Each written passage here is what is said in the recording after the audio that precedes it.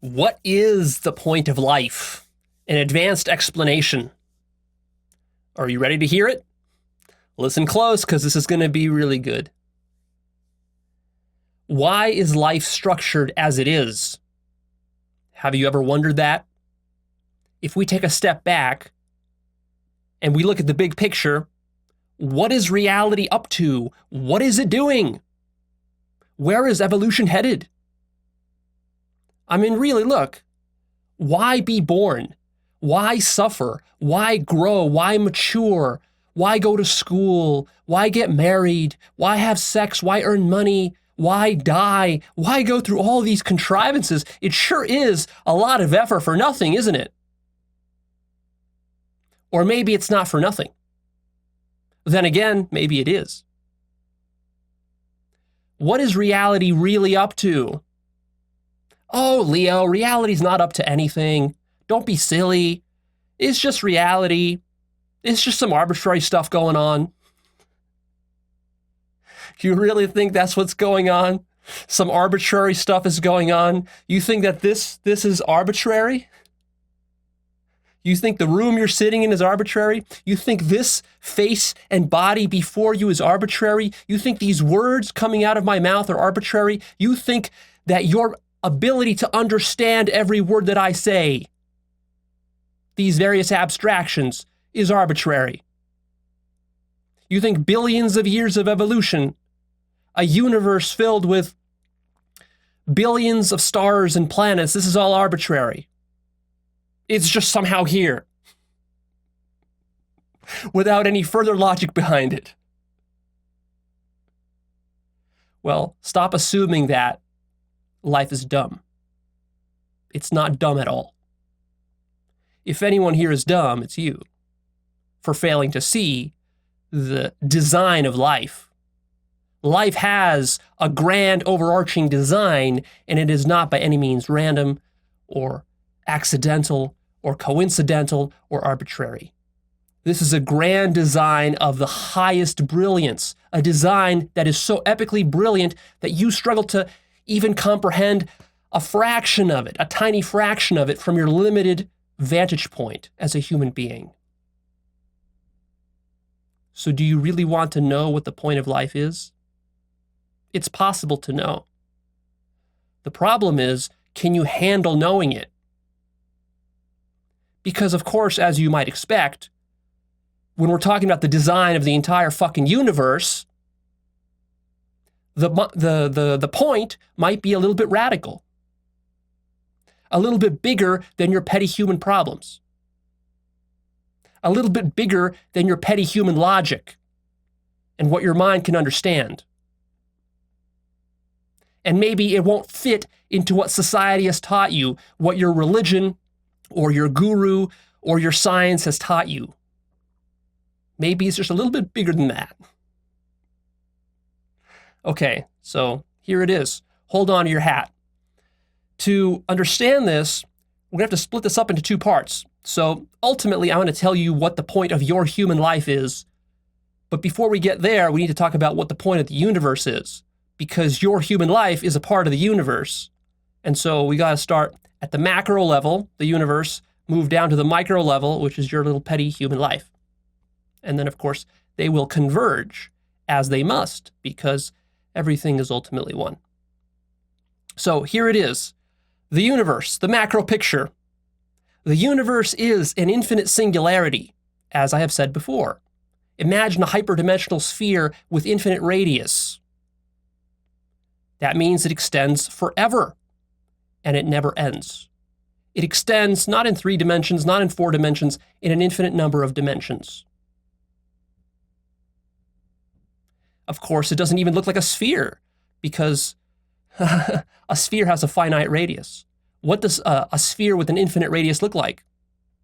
Well, actually, it looks identical to a sphere with a 0 radius.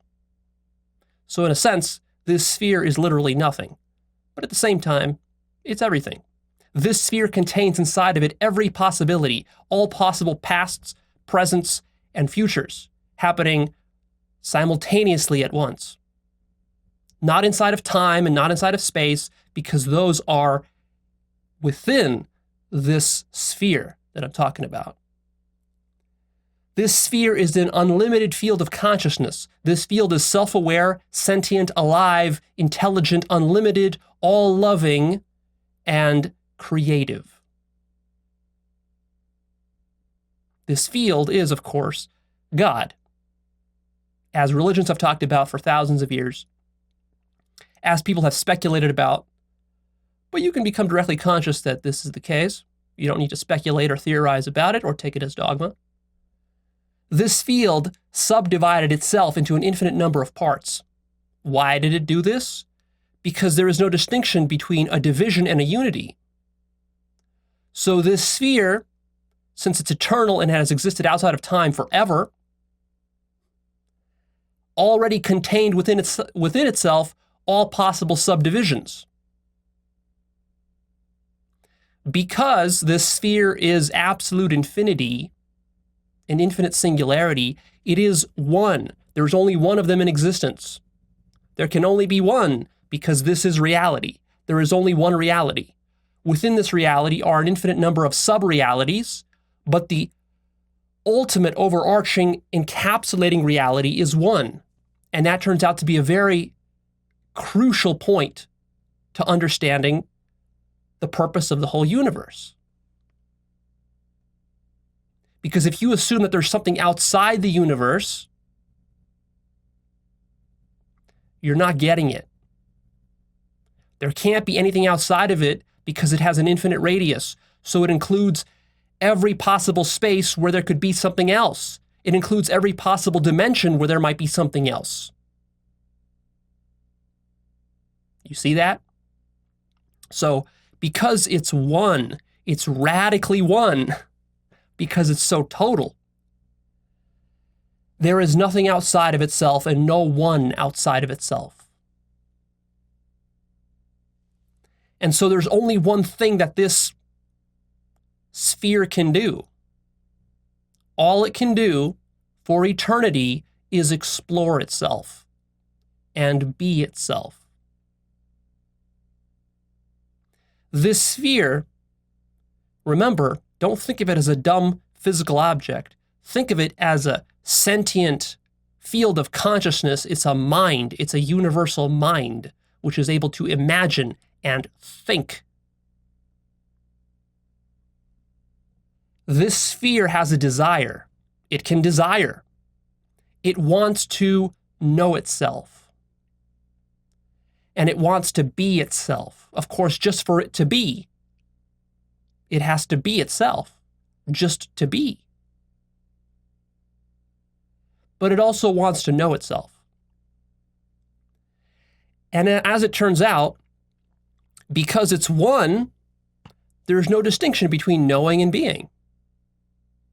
And it cannot be itself or know itself, because being and knowing are really the same thing, unless it lives through itself. It needs to live through every single possibility of itself in order to simply be itself.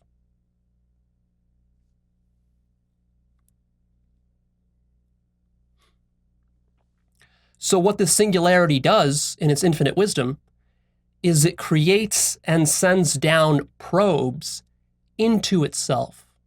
So imagine this sphere sending probes inside of itself to look into itself, to see what it is, because otherwise, without these probes, it can't really know what it is.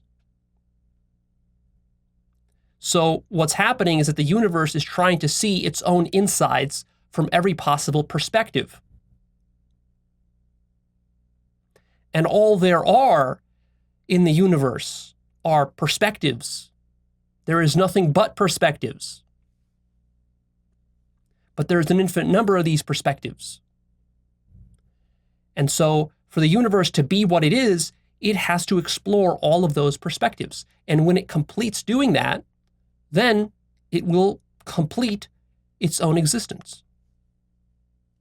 In this way, the universe bees itself, knows itself, experiences itself, and creates itself, because all of these are actually one. To be itself, it must create itself. To know itself, it must experience itself. So being, knowing, experience, and creation all turn out to be the same thing. So you might also think of it like this. If this is a giant mind which can think up anything, it can imagine anything, it can imagine dreams to infinity. Any number of dreams it can imagine. So imagine that this mind, in order to realize itself as what it is and to realize its full potential as an infinite mind, what it must do is it must literally think through every possible thought that can be thought and every possible dream that can be imagined. And so, of course, it goes about doing this. It has forever to do it because time itself is something that it dreams up. Space itself is something that it dreams up, amongst a million other things that it dreams up. So this mind or this universe has trillions of sentient beings in it, all of which are its probes. They're not apart from it. They're not separate from it. They are it. They are like tunnels that run through the interstices of this hypersphere. And your human life, this thing that's happening right now that you're conscious of, this is one of those probes. And so what your life is from God's perspective, from the absolute, the ultimate perspective, from the highest, biggest picture perspective, is that God is using your body and your life to give itself a colonoscopy, to look inside of its own asshole to see what's in there. That's your life. Ta-da! That's what you're doing here. You are God giving itself a colonoscopy. And that's what every creature is. Because without you, you see, God could not know what it is.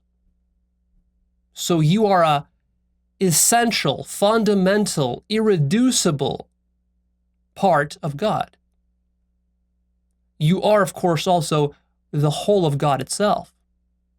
Because God is nothing but the sum total of all of its infinite parts. And you are one of those parts. And you are all of those parts. But right now, you're only conscious that you're one of those parts. So, let's summarize here. What is the point of the universe? The point of the universe, I'm going to phrase it here and frame it for you in maybe 8 different ways. So these are all basically the same thing. We're talking about the same thing, but from different perspectives. So one way we could phrase it is that the point of the universe is itself. Because there's nothing outside of itself, because it's one. So what's the point? The point is it. This is the point. Being is its own point. Another way to phrase it is that the point is for God to simply be itself. Another way to phrase it is that the point is to experience all the parts and the whole, because you can't know the whole without experiencing all the parts. Another way to phrase it is that it's for God to experience being a creator. See, fundamentally, God is a creator. It's a creative capacity. It's an infinite creative capacity, so it creates everything. It's like a fountain that just spews out creativity, and so it does so for eternity, to infinity, creating everything, and then delighting in its own creation. And through this process, God actualizes itself as a creator. Another way to phrase it is that the point of the universe is God realization. It's for God to awaken to its self. It's for God to experience its own infinite magnitude. Because God is a marvelous thing. And it's epic, and it's huge. It's the biggest thing that exists. So how does it realize its own enormity? Through this process called life. That's how. The point of the universe is for God to create itself and to love itself. And this part about love, it might seem like it's a cute, romantic, new age notion, but it's not. This is absolutely central to the physics of the universe, is love.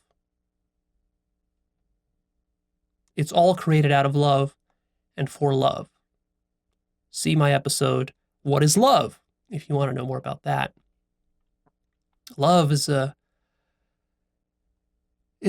deep metaphysical topic. I'm talking about metaphysical platonic love here. I'm not talking about some sexual attraction, although, of course, that's one example of love.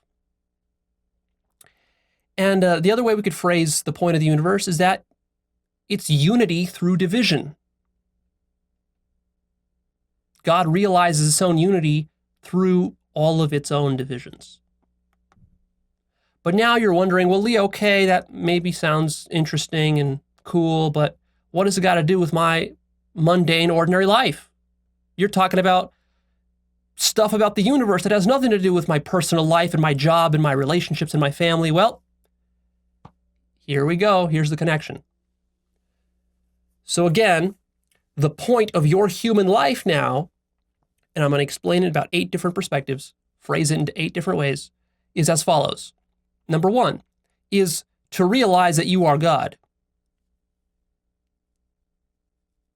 Because everything is one, you're not just a part of God, you are the whole of God. And so a very important part of your human petty life is to realize that you are that, the whole, and not just a part. That you are not just merely a probe or the eyeball on the colonoscopy machine, but that you are the one looking through the colonoscopy machine. So imagine that you're giving yourself a colonoscopy. And so your job is to realize that you're doing that because right now, so far in your life, the only thing you realize is that you are the tip that goes in. And you don't realize that you're the rest of it and the one looking through it and the one who it's inside of looking into. That's what you failed to realize so far. So that's a very important central point of your life. Secondly, it's to realize that you created all of this, all of it, but that you forgot.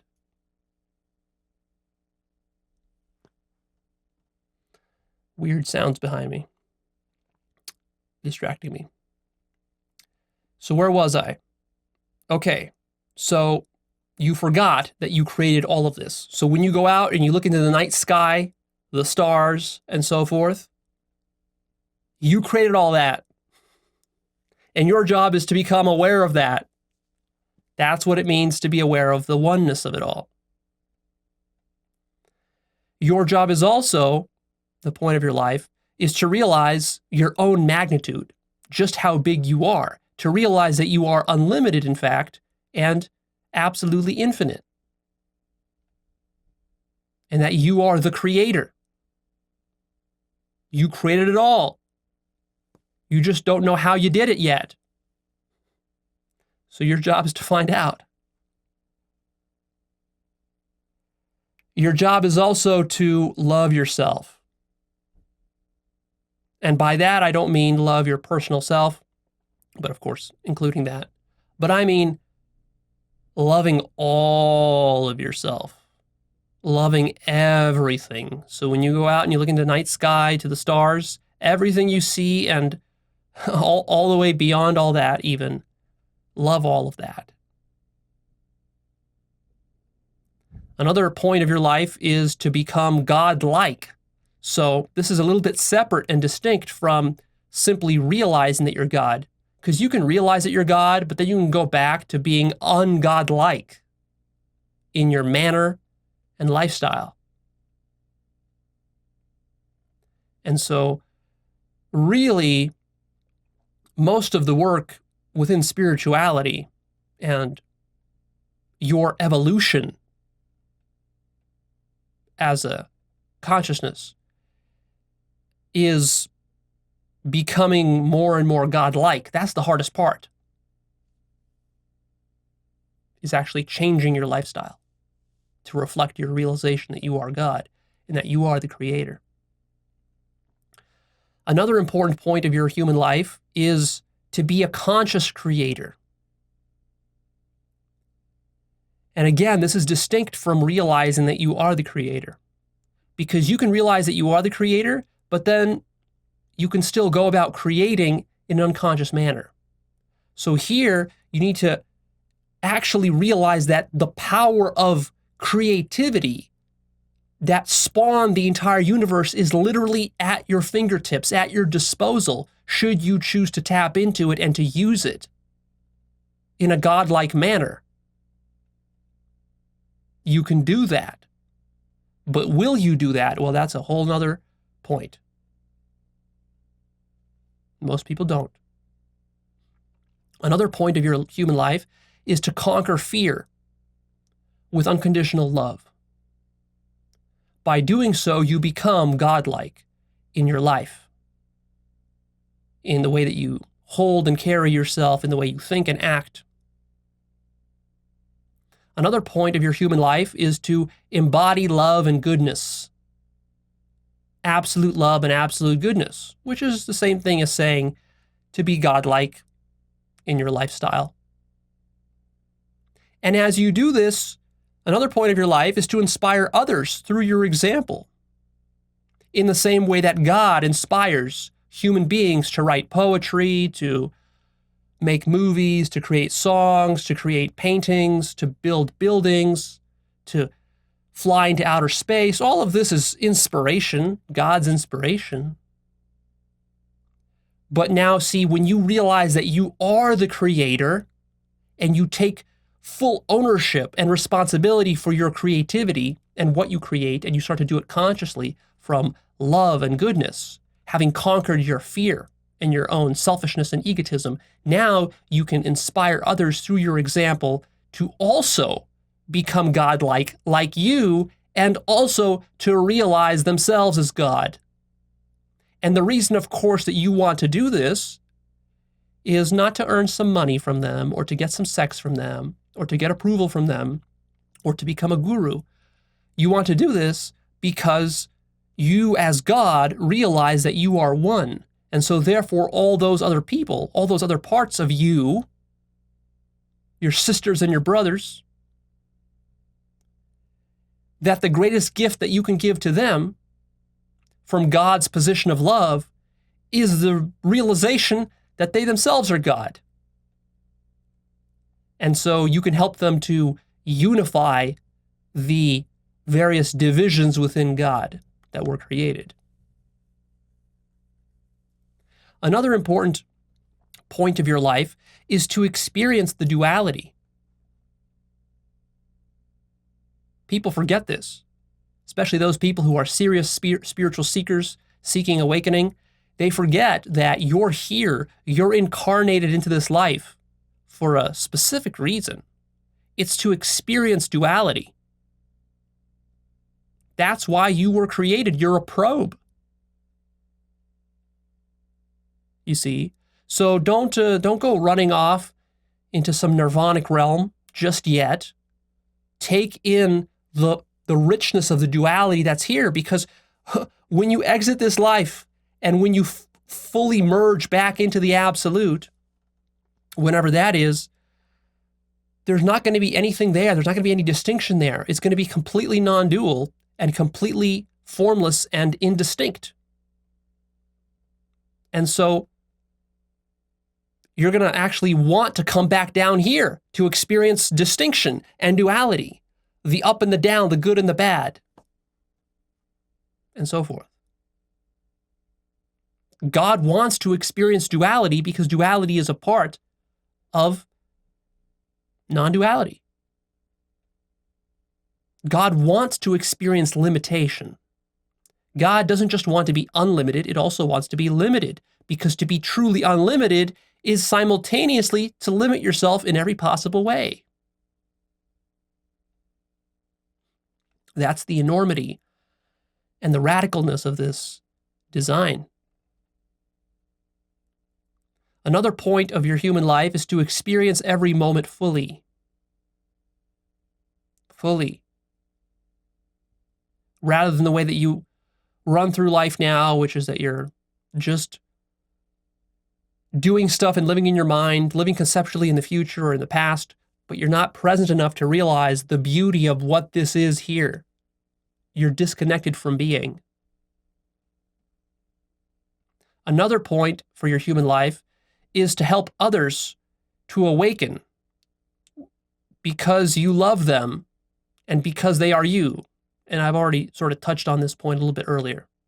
So it's a bit of a duplicate. Another point of your life is to evolve your consciousness. See, you're here not to eat and work and get money and acquire pleasure and sex and family and all these things, cars and houses. That's not why you're here. You're here to evolve your consciousness. All of that other stuff is just grist for the mill of evolving your consciousness.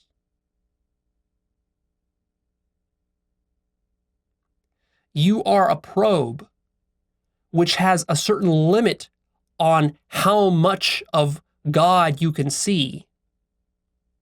See? Because God is such an amazing, stupendous, and wondrous and loving thing that your capacity to handle its love and beauty only goes up, like, say, on a scale of 1 to a million, it only goes up to like 100. And so your lifetime here is supposed to be growing your eyeball so that you could take in more and more of the light of the consciousness, the beauty and the love, to go from like 100 to 200 to 300, so you can take in more and more and more and more until ultimately you get to the point where you become infinite in your capacity to take in consciousness and love. And at that point you explode and you become God. You merge with God. The probe realizes that it was God the entire time. The point of your human life is also to align your will with the will of God, because these are actually not quite the same thing. And I'll elaborate more upon this in my episode about free will, which will be coming up pretty soon in the future. It's really a companion episode to this one. But basically, for ordinary human beings, their will is not aligned with God's will because they are so selfish and they are devils. And they are incapable of love because they're crippled by fear.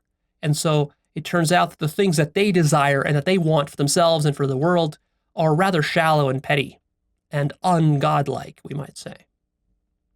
And so the more that you grow yourself and evolve your consciousness, the more you realize that you are God, the more you start to align your will with God until at some point they actually become identical. Another point of your human life is to create the most beautiful creation possible. Again, because you realize that you are literally the creator. You're not a creator, you're the creator. There's only one creator here, and it's you. And so when you realize that and you take ownership of that, then the question becomes, what kind of world would God create? And then you realize that you as a human are literally doing that through your hands, feet, mouth, eyes, and everything you do in your life. You are creating the world. But the question is, what kind of world will you create? Will you create a heaven or a hell? Will you create knowingly or unknowingly? Accidentally or deliberately? Because you see, God didn't create this entire universe accidentally or unknowingly. He did it with very clear intention, precision engineered. So are you going to do that within your own life? Are you going to replicate that? Or are you going to choose to be a devil? And you can choose to be a devil. You could choose to create unconsciously. And if you do choose that, then what happens is that that's fine. That's also God. You're not really contradicting God if you do that, if you choose to be a devil. But then that is God experiencing what it's like to create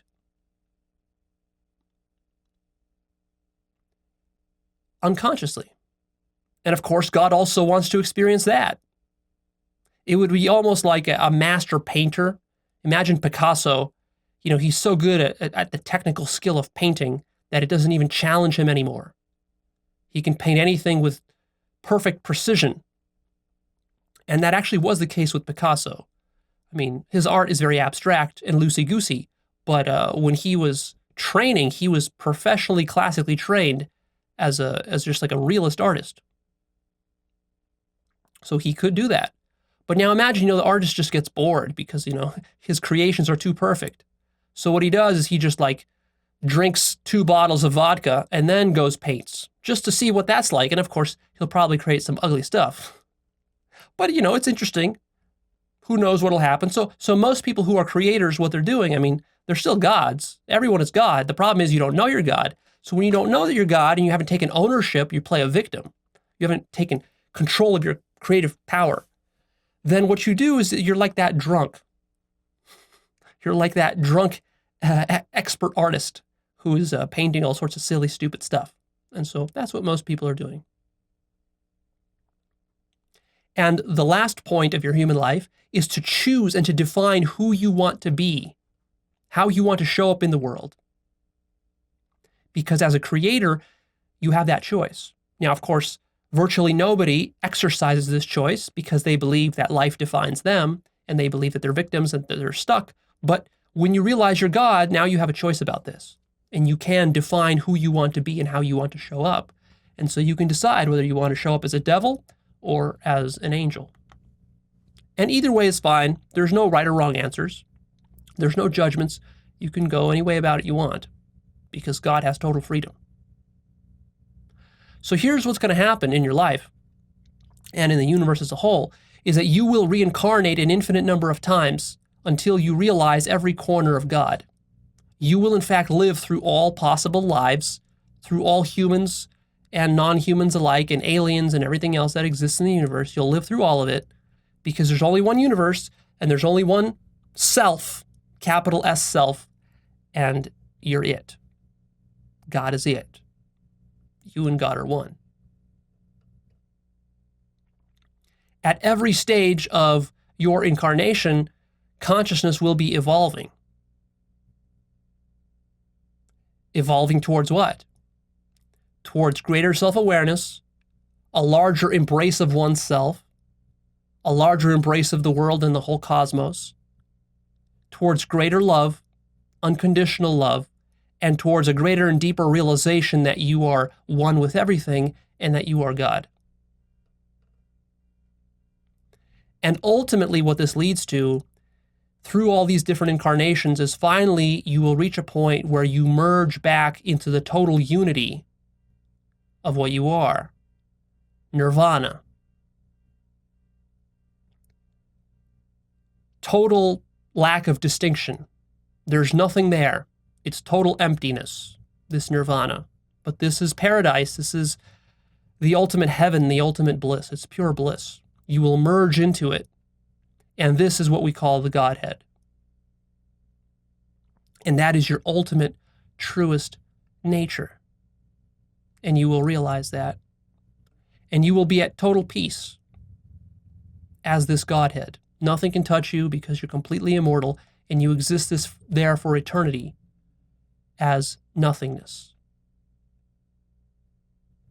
And then you'll get bored of that and you will decide to divide yourself again, and this whole process will begin again. You will polarize out of this indistinct nirvanic state, and you will divide yourself an infinite number of times to recreate the whole game over again. And you'll go through it again and again and again and again and again to infinity, forever, for eternity. And that is what you've been doing here. And that's why you're sitting in that chair right there, right now, exactly where you are, listening to me as I'm sitting here. Or maybe you're standing. Or maybe you're lying down. Or maybe you're upside down. I don't know where you are. Ta-da!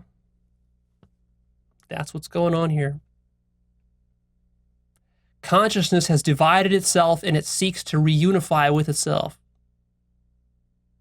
And this cycle goes on forever. You have an infinite number of lives and you cannot die. All that's going to happen is that you just change forms and you probe yourself from one orifice to another orifice to another orifice to another orifice, because there's an infinite number of orifices. But luckily you have infinite time to probe yourself. So here you are, going through one of the orifices, which is the country that you're sitting in right now. Whatever you're doing, your current life, the relationship you're in, the marriage you're in, the children you have, and all that. That's one orifice of God that you're exploring. And of course, you have nothing to lose in this process, and there's no possibility of failure. Because in the end, all paths eventually lead to nirvana. It's just a question of how long, how many incarnations will it take you to finally realize nirvana. It's possible for you to realize nirvana right here, right now, because nirvana is actually not somewhere else, but literally right here. But it'll probably take you many incarnations to wisen up to the point where you realize that. Now let's answer some objections. But Leo, I thought life was meaningless. Isn't that what Buddhism teaches? Isn't that what enlightenment is about? It's meaningless, right? Now you're saying that there's meaning to life? No, I didn't necessarily say that there's meaning to life. Actually, life is literally meaningless. It has no meaning. But don't confuse this with some negative outlook, some pessimistic, nihilistic, depressed state, or a lack of passion or creation. Meaningless means it has no meaning. So meaninglessness itself is meaningless. Therefore, you can still be passionate and creative and do whatever you want. Nothing changes. In fact, you now have the freedom, because of this meaninglessness, to create whatever kind of meanings you want. Of course, being is prior to meaning and is much more profound than meaning. That's something you need to become conscious of. Being is its own point. Oneness must be its own point, because there's nothing outside of the universe that it could appeal to be a point. It's not like the universe can go somewhere. It can only work within itself. You see, there's nowhere to go. It has no place to go because it is everywhere already. So where's it going to go? What kind of point is it going to have? Its point is itself. But what you need to realize is that you are part of that point, because you are it. And you, as God, are a conscious, intelligent creator. Therefore, you get to define what point you want your creation to make.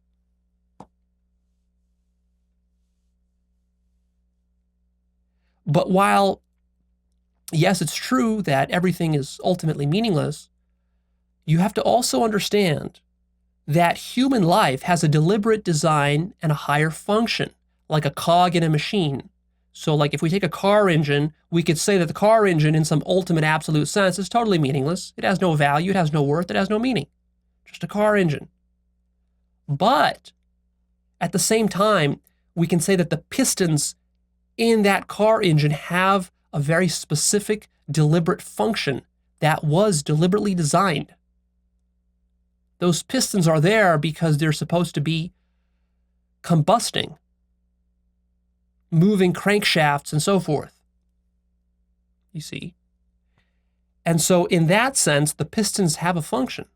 They were designed with a function. Likewise, your life here is not accidental. You weren't just some random creation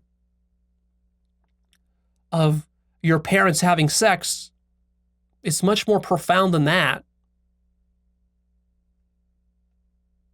You have a function, which I've explained already.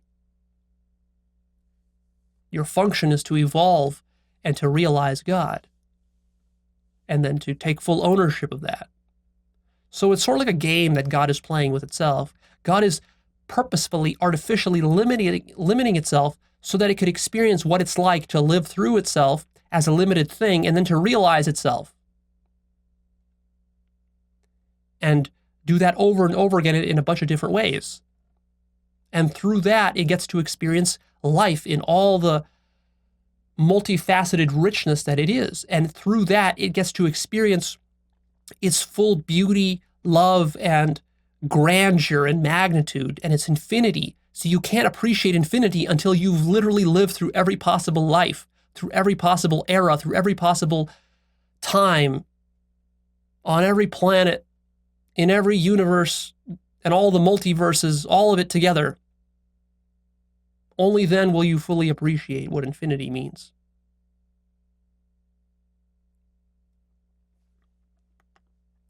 Another objection. But Leo, I thought that nothing mattered.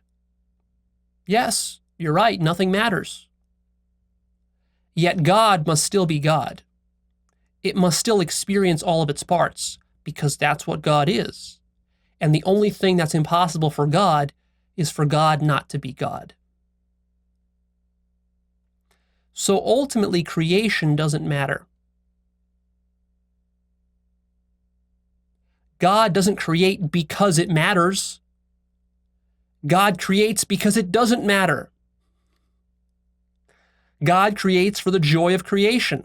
God creates to delight itself, just to be itself, because there's no point outside of itself, so all it can do is play with itself. Creation is its own end, because there's nothing outside of creation. Think of it like a child playing with Legos. There's no reason for the child to create anything particular with its Legos. It can create whatever it wants. It's playing. So it will just create whatever gives it the most joy and delight. Of course, the child can create monstrosities, or it can get very kind of deliberate about what it wants to create, and it can create the most grand, beautiful designs. It can create whatever it wants. It can do both. And there's nobody judging this child because this child is all by itself. It's all alone. So it has an infinite number of time and an infinite number of Lego blocks. It can build whatever it wants. And of course, you are this child. As a human, your creative capacities are, of course, limited. So you don't have an infinite number of blocks. You only have a certain number of blocks. But still, it's rich enough. You have enough blocks that you can build some pretty amazing stuff. Or if you do it unconsciously, you can build some monstrosities. And if you just let your life run on autopilot without deliberately creating anything, then your default creation, because you're still going to be a creator no matter what you do, your default creation will be a monstrosity. And so that's what most people's lives are. They're monstrosities because they don't realize that they're creators. Another objection, but Leo, isn't this religious dogma that you're talking about? No. Don't blindly believe anything I say here. Verify it for yourself. Discover it for yourself. If what I say is true, you can discover it. You can verify it. But Leo, how could you possibly know all this? Seems like you're just making this shit up, pulling it out of your ass.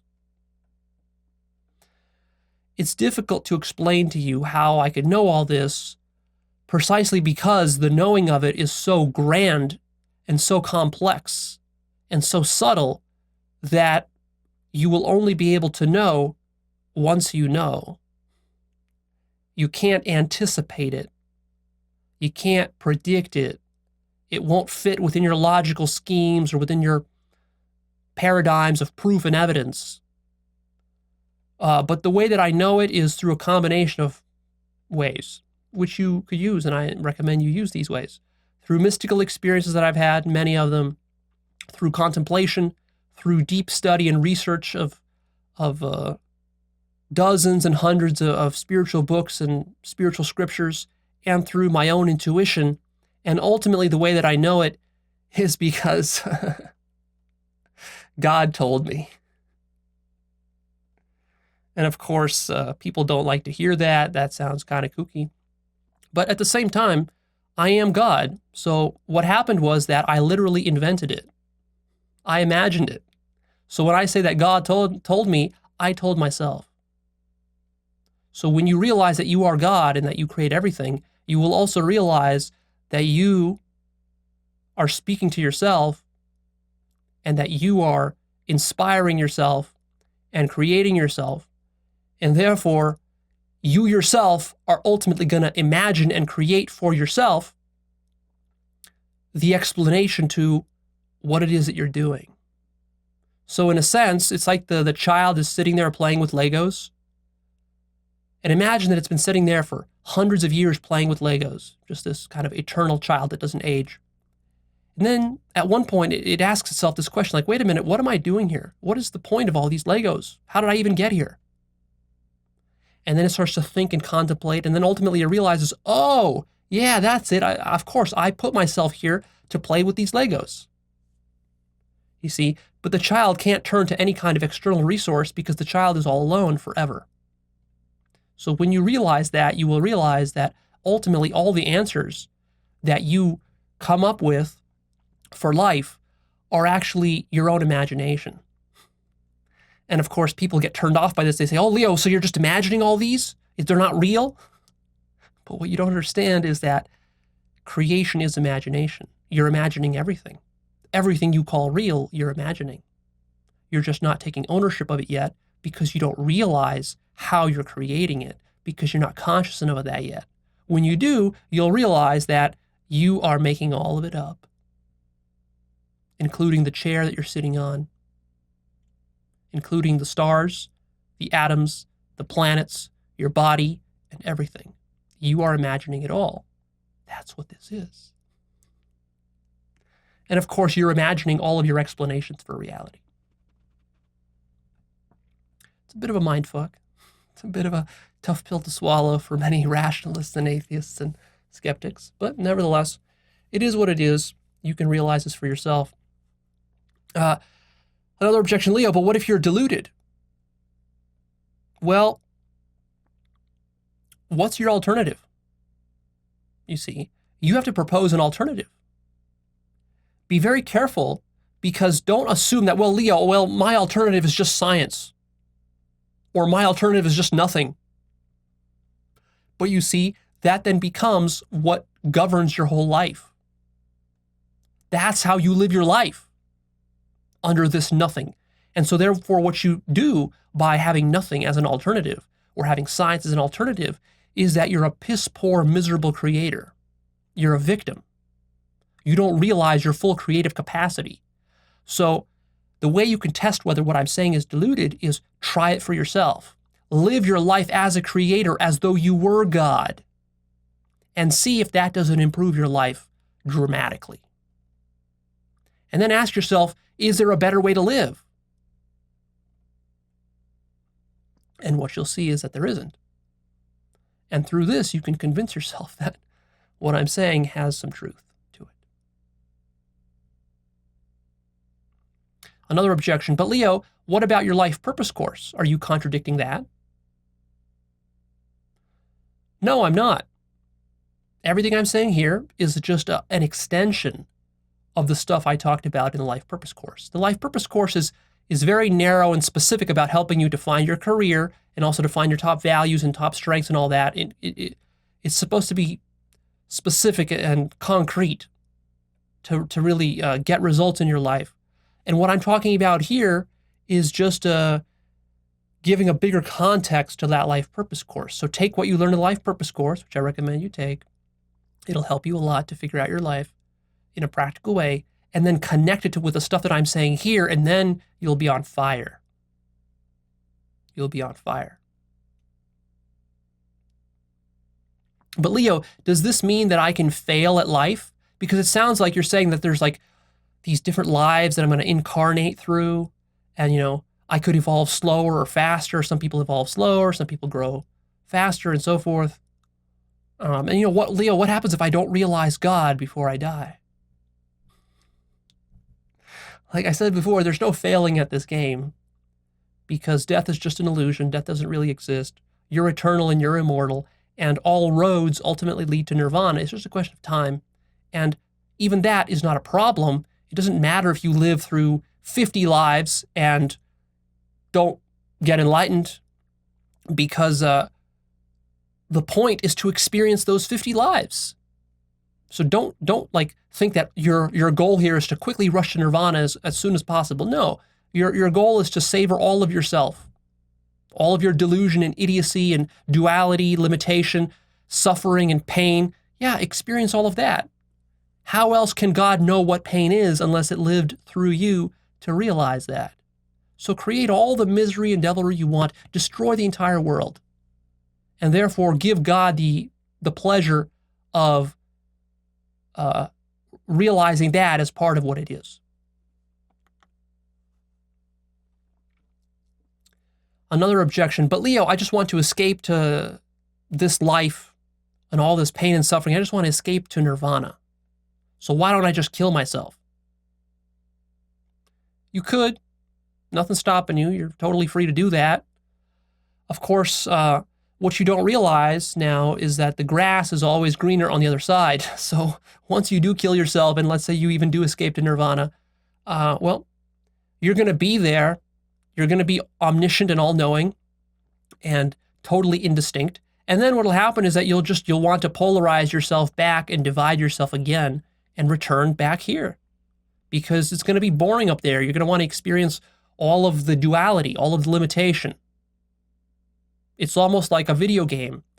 You can always quit a video game at any time, but if all there is to do is play video games and you're not playing a video game, then when you're not playing it, you're just kind of sitting there doing absolutely nothing.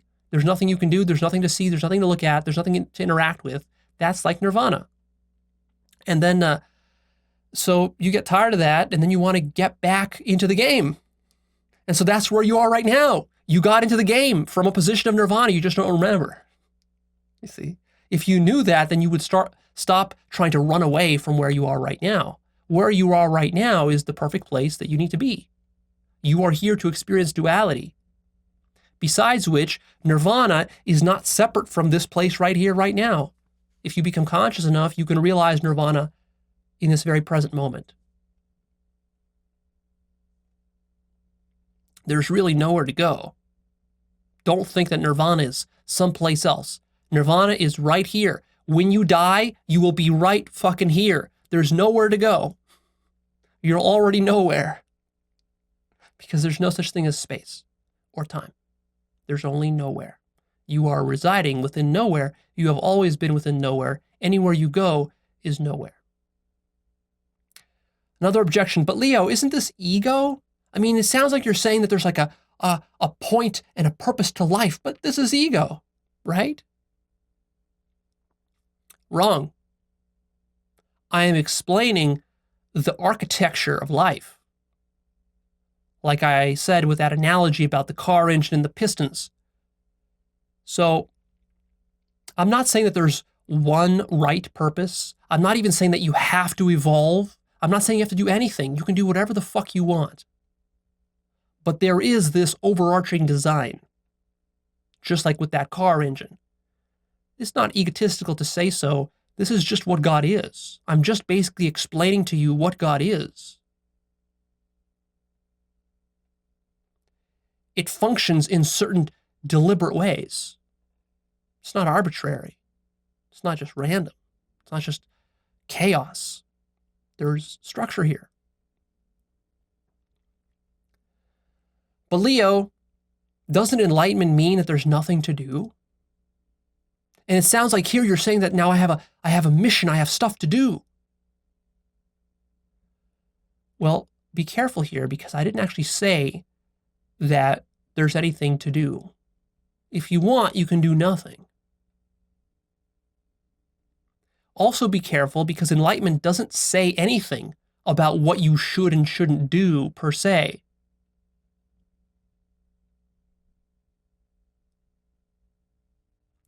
All that enlightenment means is that you realize that you are the creator. And then the question becomes, what do you want to create? Enlightenment doesn't tell you per se what you should create. And in fact, there are no shoulds in the universe. Nobody can tell you what you want to create because you yourself are the creator. So if there are any shoulds, you created them yourself. So the only way there can be shoulds is if you create them. If you don't create them, they're not there. You see? So nobody can force you because you're one. You're all alone. You're like that child playing with Legos. There's nobody telling the child what to do, what he can or can't build, what's right or what's wrong. If that child wants to sit there for 1,000,000 years and not touch a single Lego block, he can do that.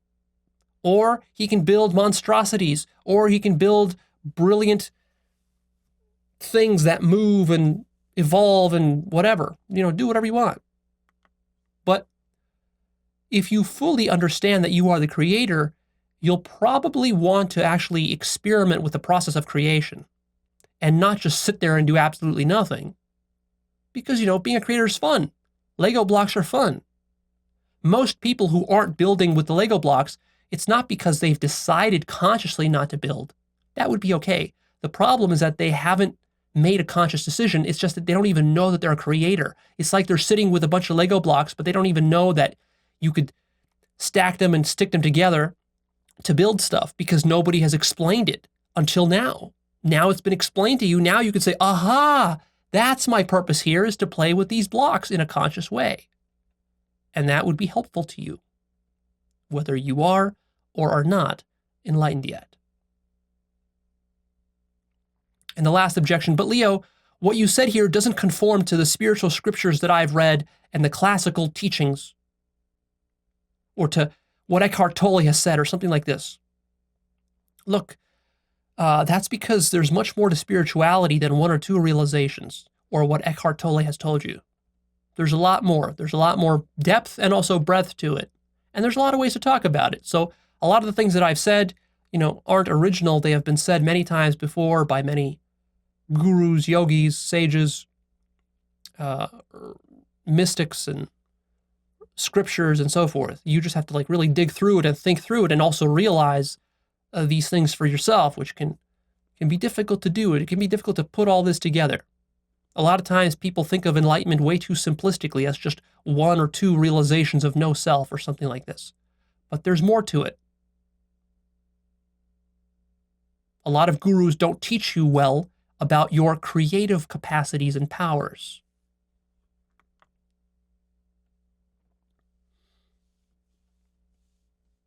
And actually, one more objection. But Leo, isn't reality perfect? Isn't that what enlightenment reveals? So then, why are you saying that it needs improvement? It doesn't need, there's nothing to improve. Isn't improvement just ego seeking? This is very simplistic black and white understanding of non-duality. Yes, everything is perfect, and nothing I said here contradicts the perfection of it. So like that child playing with those Legos, from the absolute perspective, anything the child creates is perfect. Even if he creates some monstrosity, it's okay, no big deal. What's the problem with the monstrosity? He's just creating stuff. It's still perfect.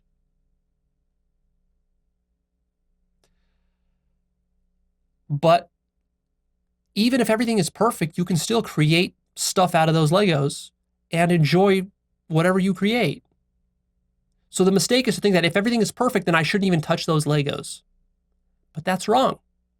Nothing in the perfection says that you can't play with the blocks and be a creator. In fact, it would be a big mistake to interpret it that way. Conscious creation is not about needing something to be better. You're not doing it out of a sense of lack, like, ooh, like something is not right in my life, so I'm going to go create something. That's not what I'm talking about. What I'm talking about is self-expressing yourself. Self-expression as God. Expressing your godhood, not out of lack, but out of abundance, out of love.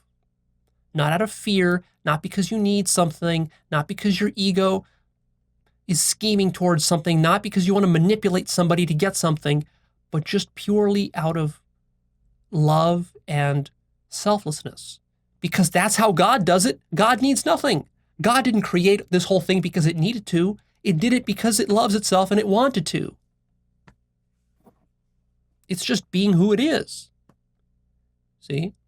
It's just being who it is. And so the invitation here is for you to become more aware of who you are authentically, and then to follow that. And if that means you just want to sit there and not touch anything, if you want to escape to some nirvanic realm, go for it. Nobody's stopping you. You can do that too. But realize that you'll just come back here. You'll get bored of that. You'll come back. So this is the overarching explanation of the point of life. Quite profound, quite significant. It's not so simple as just saying everything is meaningless and purposeless. When you understand everything that I said here at a deep level, your entire life will fall into place.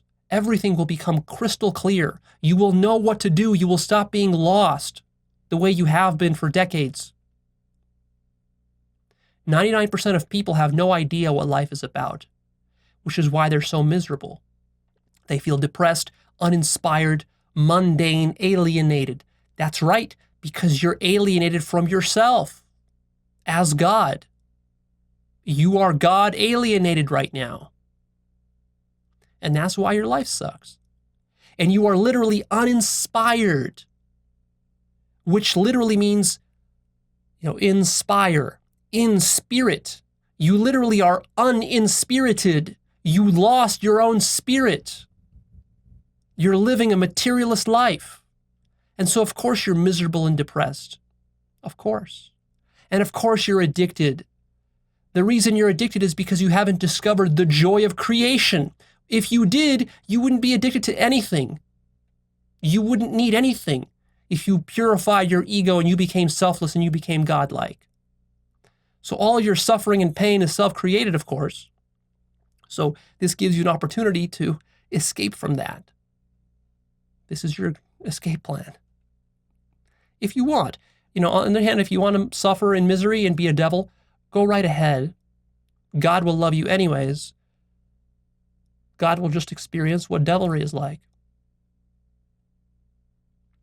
And this explains why society is also so dysfunctional, is because 99% of people are what make up society. And of course, because they're miserable, depressed, and uninspired, and alienated, society is also this way. And that's why all the chaos and dysfunction in society is happening within government, politics, business, these mass shootings that we see on the news, terrorist attacks and crime and drug abuse and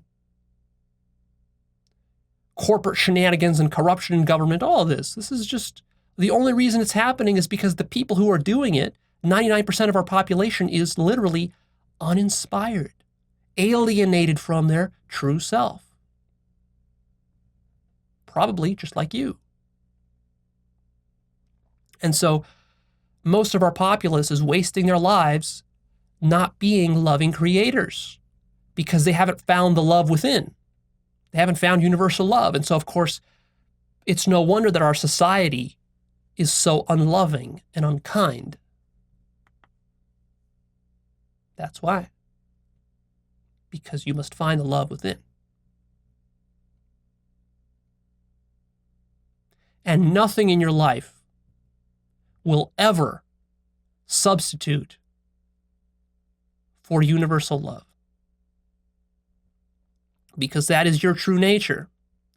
And because you, as this probe, as this individuated spirit right now, which is living through this particular incarnation, you have a thirst. You still have a deep down knowledge, a remembrance of the power of love, because you were that before you incarnated here. So you want to get back to that. That's what you're seeking. That's all that human beings are ever doing in life. The only thing human beings are doing, no matter who they are, how evil they are, how big of a devil they are, or anything, is they are seeking love. Everything that any human being has ever done was done out of love. The problem, though, is that it's a twisted, contorted love, a dysfunctional, neurotic love. So, for example, when a terrorist blows himself up, he's doing it out of love. Love for his religion. love for his ideology, love for his fellow friends and family and mates, love for God, love for Allah. But you see, it's a very twisted form of love because the love is very partial. Like he loves Allah, but he hates the Christian God or the Hindu God or the Jewish God or something like that. And see, he loves his family and maybe his national compatriots and fellow terrorists, but he doesn't love Americans or he doesn't love Europeans or whatever. But see, that's because he's not realizing that he is everything. He hasn't realized that yet. So his love is so twisted and dysfunctional. See, so as you actually become truly more loving and your love becomes universal and your love is not very partial to your particular tribe, family, friends, your own body, your own personal possessions, your own ego, but your love extends to the entire universe and all sentient beings, then your love is going to be less devilish love and more like godlike love, universal love, because God's love is completely unlimited, unconditional, and universal. So my suggestion for you, having heard all this, is to start living your life as if you were God. Here are 3 questions to help you to figure this out. Number 1, if I were fearless and unlimited, what would I create? Number 2, if I were totally selfless, how would I live? Number 3, if I were immortal, what would I create and what would I do?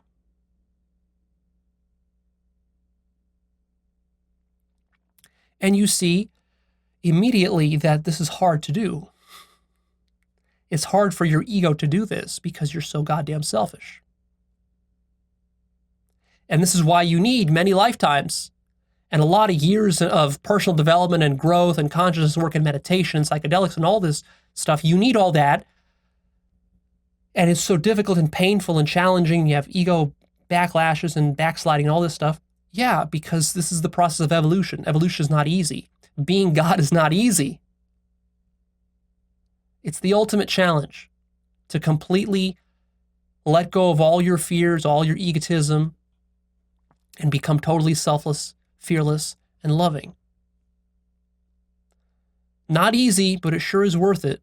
And that's the whole game of life. There's nothing else going on here. That's it. So I recommend that you align yourself with the purpose of the universe.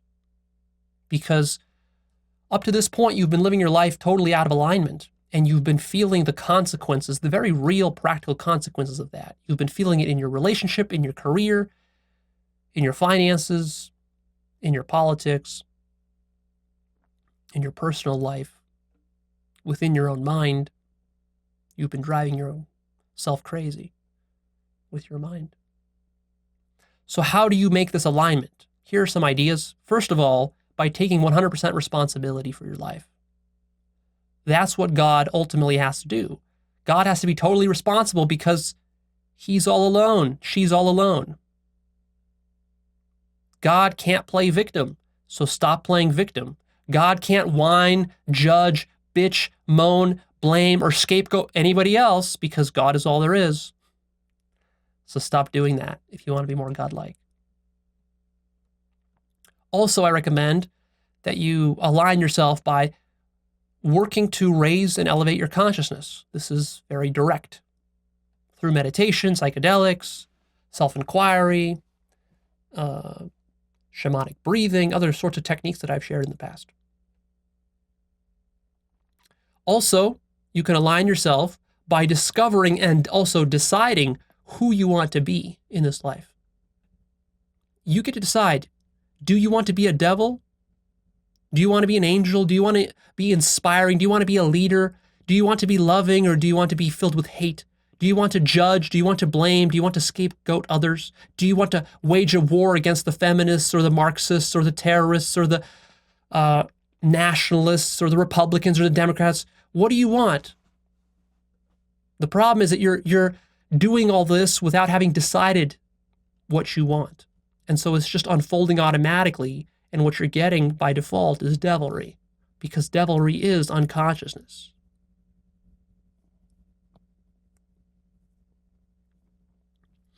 Another way to align yourself is by following your highest vision for yourself. And it's very easy to find what your highest vision for yourself is. It's who you would be if you were ultimately loving, ultimately selfless, and ultimately conscious. What would that look like? That is you moving towards God, if you follow through on that fearlessly. And I underscore fearlessly, because you will have a lot of fear, and it will not be easy. Your ego will resist it all the way. So what I'm describing here is not easy stuff, which is why it's so rarely done. In fact, it's so rarely done that what I'm saying here sounds insane and utterly impossible, a total pipe dream for most people, because you have no references of others in your community who have done it. And in fact, those few people who have done it are deified as gods within our culture. Jesus, Buddha, Mohammed, handfuls of others. What did they do? Why are they so famous? Why are they revered and worshipped by billions of people for thousands of years? Because they did this, and because it's so hard. But also because it's so hard, it's so inspiring. And the reason it's so inspiring is because you know that this is what your purpose in life is. That's why it inspires you. Nothing will inspire you more than being totally loving, selfless, and conscious. Because that's all there is that's to do here. That's all we're doing here. That's the pinnacle of existence. Nothing can inspire you more than that. So why not live your life inspired? Why not live your life inspiring others? Why not live your life demonstrating the goodness and love of what you ultimately are? You see? And the reason is all of your weaknesses and all of your fear.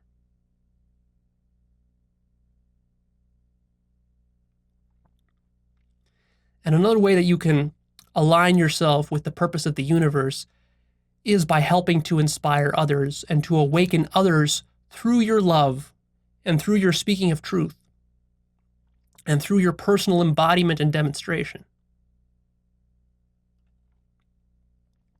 This is you playing the highest role that you can play in the world.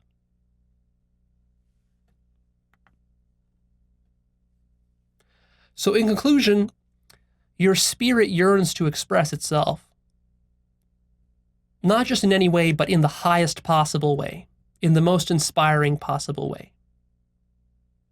Your spirit is fueled by love and selfless action, which is why when you go to the movies and you see some great movie, some tear-jerker movie that brings you to tears, why do you cry? Because what you see there is the highest expression of God. Love and selflessness. This is the highest motivation that exists for mankind. This is the highest motivation in the entire universe. Because this goes to the very source of all of existence. There's nothing higher. Your spirit is supercharged when you allow it to reconnect with the oneness, the truth of existence. That's what fires your spirit up.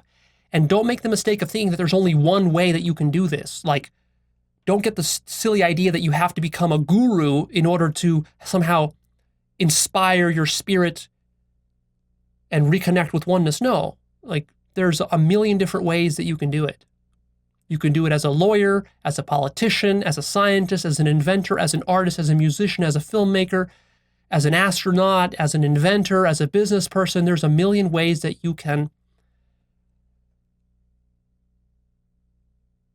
translate the love and selflessness of God into our physical world. And we certainly don't need everybody to be gurus. We need inspired artists and poets and filmmakers and politicians and lawyers and business people, especially business people, lawyers, and politicians. We need them to be more inspired than anybody else. Otherwise, what we get is the devilry that we see happening all over the world right now. Nationalism and all sorts of environmental destruction, catastrophe, and racism and hatred and division. You see? People who sow division in the world do so because they're scared and because they don't know how to love and because their love is so partial and limited and because they have not realized themselves as God. Sure, they worship God, but they don't actually realize that they themselves are God. They're hypocrites. The majority of Christians and Muslims are total hypocrites. So your spirit yearns to reconnect with the truth. And that is ultimately your way to salvation and the world's way to salvation. Because if more people don't do this, then the world is going straight to hell. And you and your children and your children's children will live and experience that hell. And you know what? It's totally fine. God loves it all. God loves hell. This world can get annihilated through nuclear war and environmental destruction, and God will enjoy it all. Because that's how unconditional and selfless God's love is. God loves anything that it creates. So, now you know what true living looks like. True life begins now for you today. Now you know why you're here for the first time in your life. And you can feel it in your spirit. The things that I've said here have resonated deeply within your heart, which is a sign of its truth. Because it has triggered love within you. It has motivated you and it has inspired you. And the reason it has is because it's true.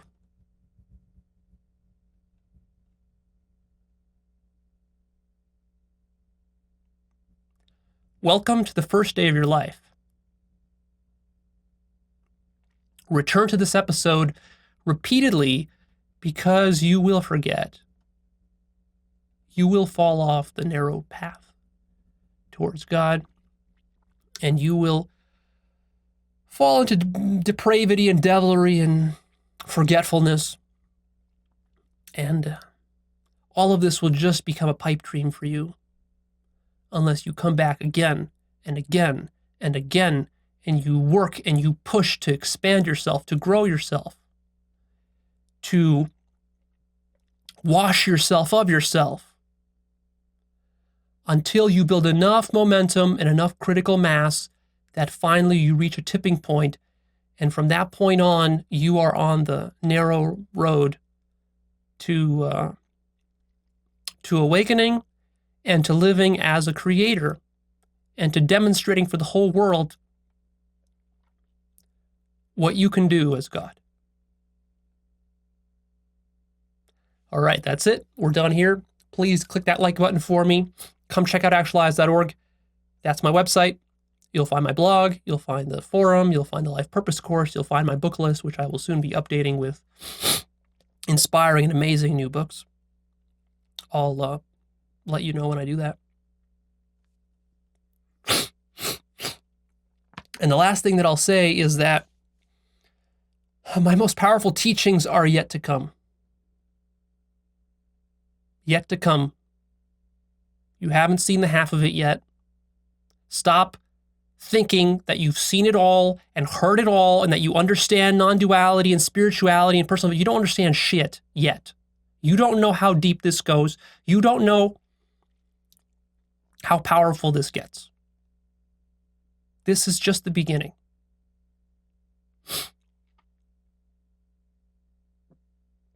And you will see me demonstrate to you through my own life how this works. How to embody the highest goodness and absolute love.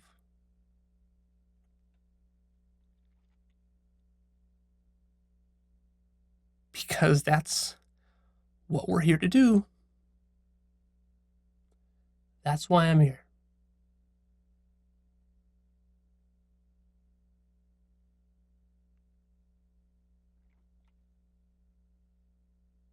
To lead you to God by becoming God before your eyes. It's not easy. There's a lot of work ahead. So watch it happen. Watch me struggle through it, because you will struggle through it as much or more than I do. So stay tuned.